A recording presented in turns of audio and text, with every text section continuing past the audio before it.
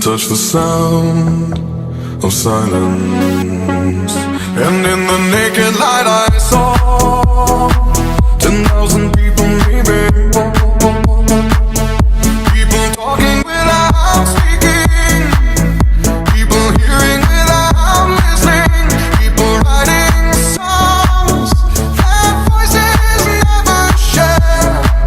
And no one dared disturb the sound of silence. Fool said, you do not know. Silence like a cancer grows. Hear my words and I might teach you. Play my arms and I might reach you.